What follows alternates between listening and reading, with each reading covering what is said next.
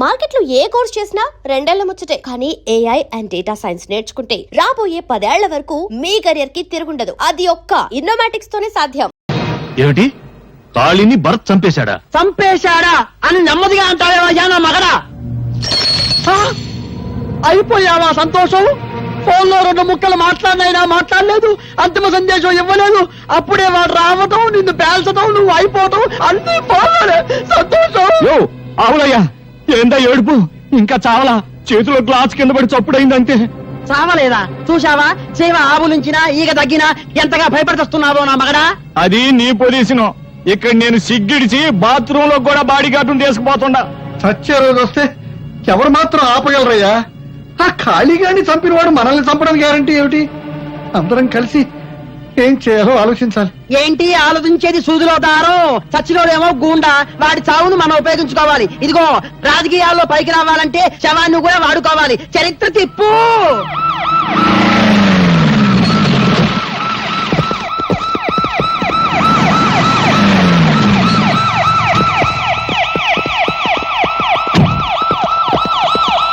మొత్తం 50 మంది ప్రజానీకానికి నమస్కారాలు.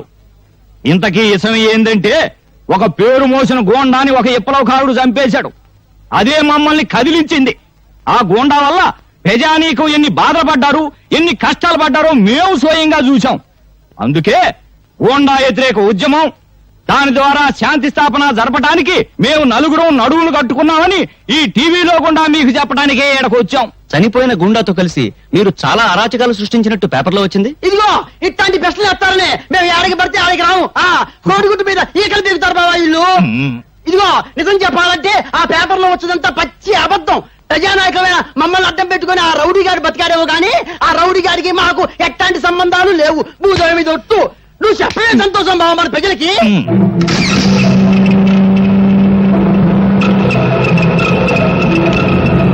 ఇదిగో అబ్బాయా, నీ పేరేందో గాని మగాళ్ళు పరిపాలించినప్పుడు ఆరాచకాలు జరిగాయి, ఆడాళ్ళు పరిపాలించినప్పుడు ఆరాచకాలు జరిగాయి. ఆడ మగ కానాలు అధికారంలోకి వస్తే అన్ని సక్రమంగా ఉంటాయన్న ఆశతోనే నేను మనాల పక్కన చేరా. నువ్వెన్నన్నా చెప్పు, మేము ఒకటే. ఏం బావా? అదిగో వాళ్ళు ఒప్పుకున్నారు.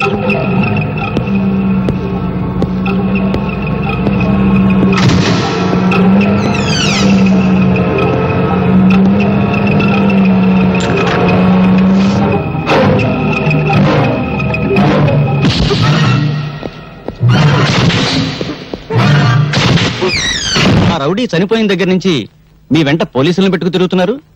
ఆ విప్లవకారు మిమ్మల్ని కూడా చంపుతాడని భయమా? మాకిందయ్య భయం. బలేవడులు పో. పోలీసులు ఉండేది మమ్మల్ని కాపాడటానికి కాదు, దేశంలో శాంతి భద్రతల్ని కాపాడటానికి. ఏది మీ పక్కనుండా? ఇదిగో తారు డబ్బాలో నల్ల పూసలు వెతకడం అంటే ఇదే అబ్బాయా.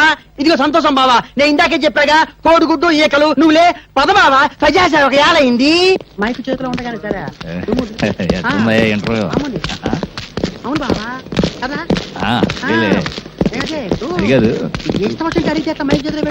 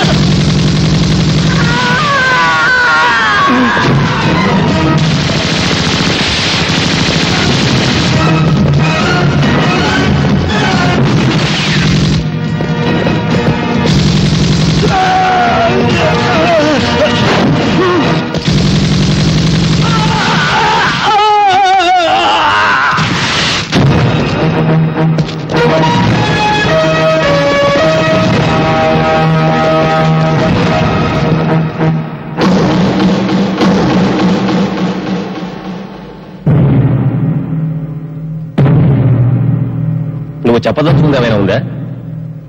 నేను చెప్పదలుచుకుంది చేసి చూపించాను. రంగరంగ వైభవంగా సర్వాంగ సుందరంగా సింగారించాల్సిన నా తల్లి భరతమాత అంగంగాన్ని అంగట్లో అమ్ముతున్న నరరూప రాక్షసుల్ని చంపాను. ఉరి తీస్తారా? త్వరగా చచ్చిపోయి ఏ తల్లి కడుపులోనూ పుట్టి త్వరగా పెరిగిపోయి మళ్లీ అటువంటి దుర్మార్గులు ఎవరైనా ఉంటే వాళ్ళను చంపేస్తాను. నాకు ఏ శిక్ష అయినా ఒకటి. ఇప్పుడే అందిన వార్త. అధికార పార్టీ మంత్రి శ్రీ సంతోషాన్ని, ప్రతిపక్ష పార్టీకి చెందిన శ్రీ ఆవులయ్యను, ప్రముఖ పారిశ్రామికవేత్త శ్రీ శ్రీపతిని గూండా కాళీని చంపిన నేరానికి భరత్ కు ఉరిశిక్ష విధిస్తూ కోర్టులో ఈ రోజు తీర్పు చెప్పారు.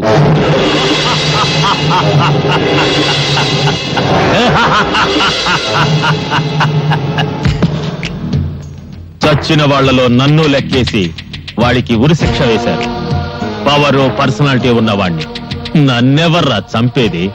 నేను రాచపీనుగా ఒంటరిగా పోను. భరత్, నీ చావు చట్టం అమలు చేసే ఉరితో కాదు, నా రివాల్వర్తో.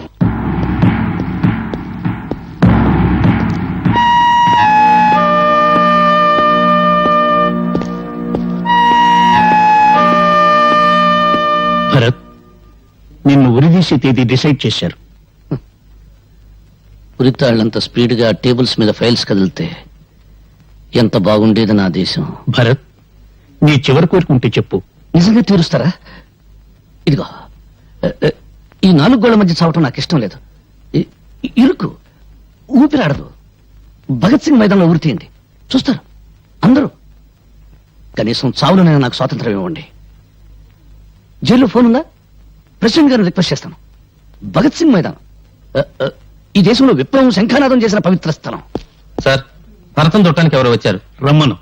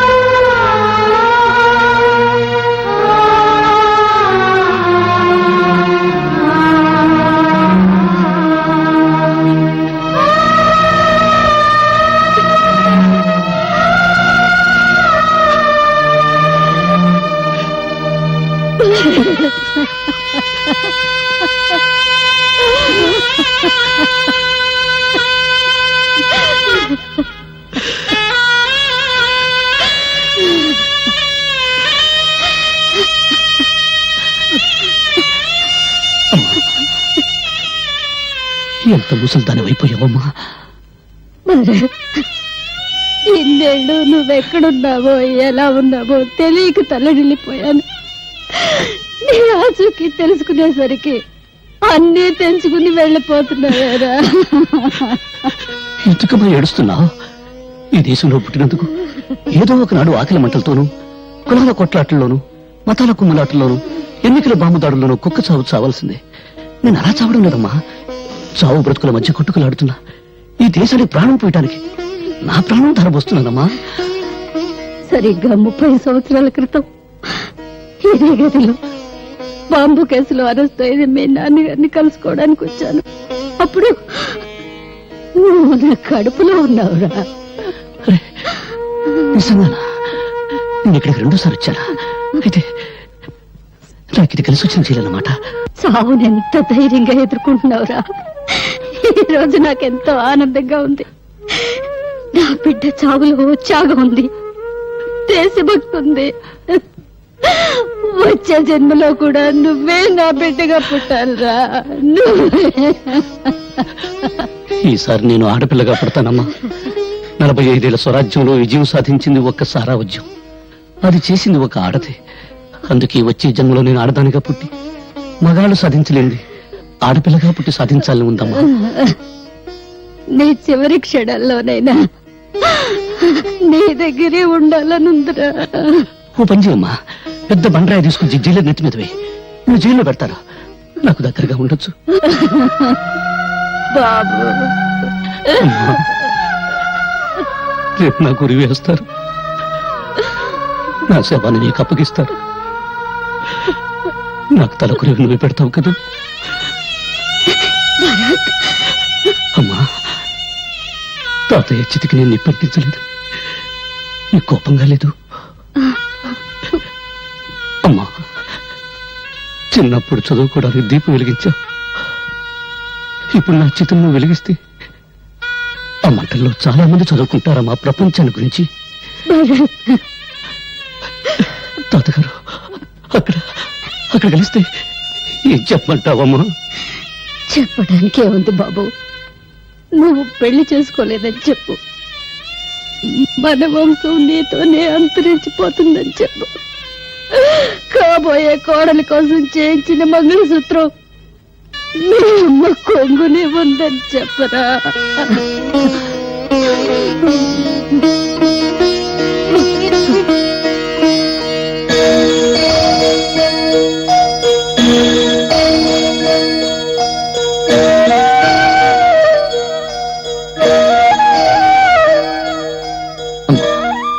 ఈ అమ్మాయి పేరు స్వాతి, పేపర్ పులి. జీవితంలో ఏ సుఖానికి సౌభాగ్యానికి నోచుకుని దాన్ని ఏమని ఆశీర్వదించనమ్మా. 10 కాలాల పాటు పశువు కుంకాలతో చల్లగా వర్తిల్లు. వద్దులేదే, ఈ ఉరికమే అడ్డొచ్చింది. నన్ను పెంచిన తండ్రి ఈ అమ్మాయిని పెళ్లి చేసుకుని ఒకటే గొడవ చేసేవాడు. స్వాతి, మా అమ్మ తన కాబోయే కోడల కోసం ఈ తాళిబొట్టు చేయించి పెట్టుకుంది. పాపం మా అమ్మ కొరికి తీరకుండా నీకు అభ్యంతరం లేకపోతే మా అమ్మ కోడలిగా ఒక్కరోజు ఉంటావా?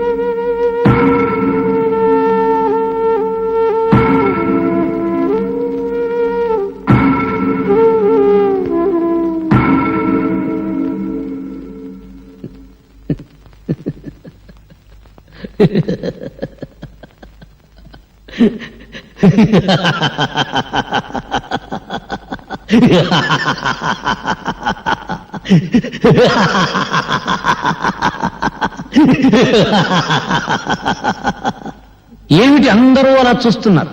వీళ్ళు ఎలా ఉరి తీస్తారో చూద్దామని సరదాగా తమాషాగా వచ్చారా? చూడండి, బాగా చూడండి. ఇప్పుడు నాకు ముసిగేస్తారు, తాడు తగిలిస్తారు. ఈ తలారి సోదరుడు ఒకే ఒక గుంజు కసక్కును గుంజుతాడు, అంతే. నాలుగు ఇలా బయటకు వస్తుంది, కళ్ళు ఇలా పుడుచుకొస్తాయి, మెడ ఇలా వేలాడుతుంది. ఫినిష్. నేను చచ్చిన తర్వాత పాపం ఈ కుర్రాన్ని చంపడం అన్యాయమని కొంతమంది కొనుక్కుంటారు. ఈ అన్యాయాన్ని ప్రతిఘటించాలని మరికొంతమంది పిడికిలి బిగించి ఆవేశపడతారు.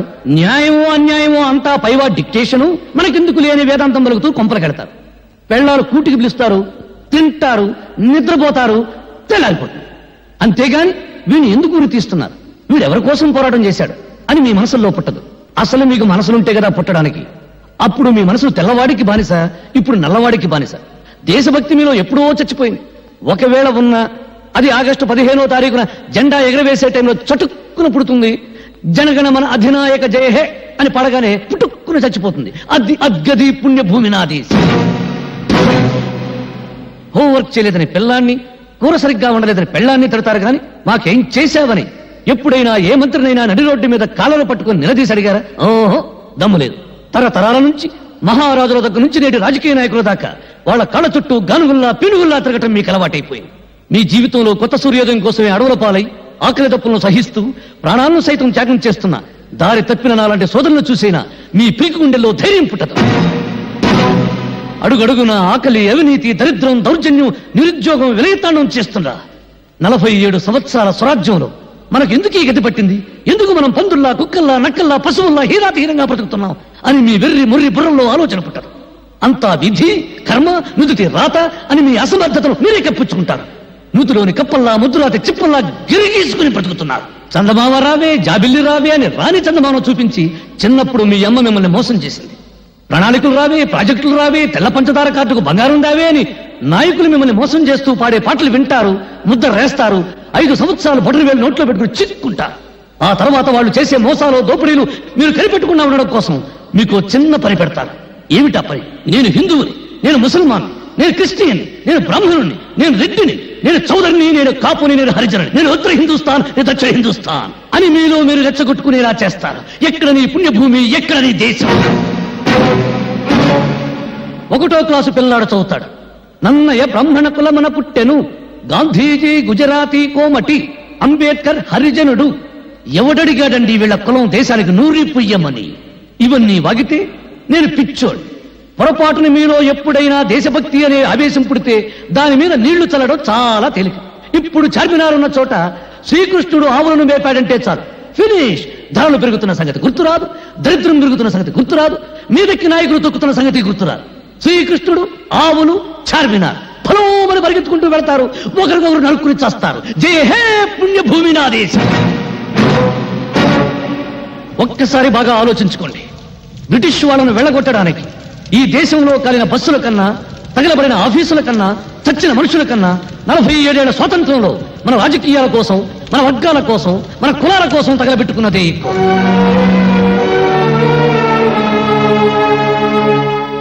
ఏమిటి అందరూ మౌనంగా నిలబడ్డారు? మీ మౌనమే మీ బ్రతుకులకు సమాధి, మీ మౌనమే మీ బిడ్డల జీవితాలకు సమాధి, మీ మౌనమే జాతి చైతన్యానికి సజీవ సమాధి. ఎవరికి లేని తొల జల వీడికెందుకు నవ్వుకుంటున్నారా? అయితే నవ్వండి, బాగా నవ్వండి, నవ్వండి. చీవల్లా దోవల్లా బతుకుతూ నలిగి నలిగి నలిగి చావండి. నాకు ఈ జీవితం వద్దు. బ్రదర్ లాగించు, నీకు భోజనం టైం అయింది, నాకు చచ్చే టైం అయింది. పాపం వీళ్ళందరూ టీవీలో తెలుగు సినిమా చూసే టైం అయింది. లాగించు బ్రదర్, లాగించు. ఆపండి. చంపబడ్డవాడు దేశద్రోహులని స్వాతి సాక్ష్యాలతో నిరూపించింది. రాష్ట్రపతి అతని ఉరిశిక్షను రద్దు చేశారు.